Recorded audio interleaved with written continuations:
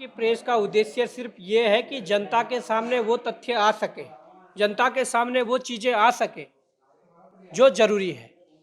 आज मैं बात कर रहा हूं कि उत्तराखंड में भू कानून क्यों जरूरी है और भू कानून लाने के पीछे उद्देश्य क्या है और उसके फायदे क्या हुए।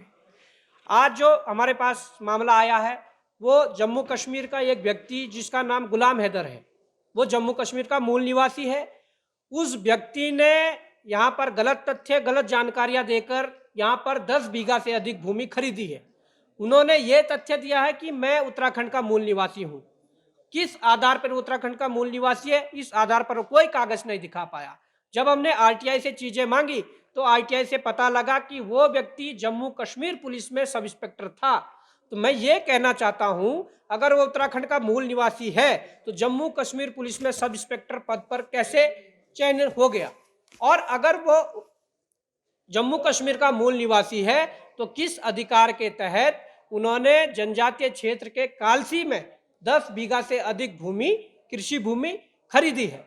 तो ये जो गलत तथ्य दिए गए हैं, इसके पीछे मंशा क्या है। जो 10 बीघा से अधिक कृषि भूमि खरीदी है, उस कृषि भूमि पर क्या करने का विचार है हमें नहीं पता, परंतु ये जरूर हम कहते हैं कि जो उत्तराखंड में जमींदार विनाश अधिनियम है जो कहता है, उसमें साफ तौर पर यह लिखा गया है कि 12 सितंबर 2003 से पूर्व जिसके पास अचल संपत्ति हो वही उत्तराखंड में भूमि खरीद सकता है, वही इस प्रकार की भूमि खरीद सकता है। जिसमें कि हमारे पास ये आजकल में ही, ये तो कुछ दिनों पहले की बात है, मुख्यमंत्री ने खुद एक बड़ा अपना फोटो देकर लिखा है कि 12 सितंबर 2003 से पहले प्रदेश में अचल संपत्ति जिनके पास है वो खरीद सकेंगे जमीन।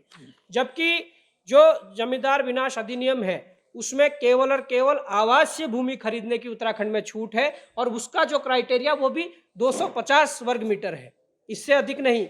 वहां 10 बीघों से अधिक जमीन खरीद ली है। किसके इशारों पर ये खरीदी है और गलत तथ्य देने की नौबत क्यों आई है, मैं ये कहना चाहता हूं। इसके पीछे क्या रीजन है, क्या इनकी मंशा है, वो अभी साफ नहीं हुई है। दूसरी बात यह है कि जिस प्रकार से हमने आरटीआई में मांगा है, तो इनके पुलिस, जो जम्मू कश्मीर पुलिस है, वहां से जो चीजें निकल कर आई है उसमें उक्त व्यक्ति 2001 में सस्पेंड हुए। वो इसलिए हुए कि वहां कोई आतंकवादी घटना हुई होगी, उसमें उस दौरान ये सब इंस्पेक्टर के पद पर थे और इनकी संलिप्तता भी लगभग पाई गई थी, जिसके बाद इनको सस्पेंड किया गया। अब सस्पेंड करने के बाद सरकारों का क्या गठजोड़ रहा, 2007 में जब दूसरी सरकार आई होगी तो इनको वापस लिया गया।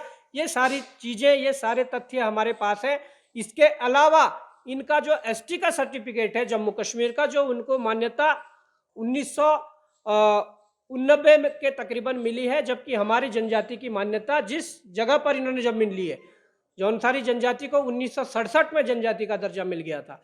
तो मैं ये कहना चाहता हूँ, वहाँ का भी सर्टिफिकेट है कि वहाँ के मूल निवासी है जम्मू कश्मीर के, इनके फादर भी वहाँ के मूल निवासी थे, इनके दादा भी वहाँ के मूल निवासी थे।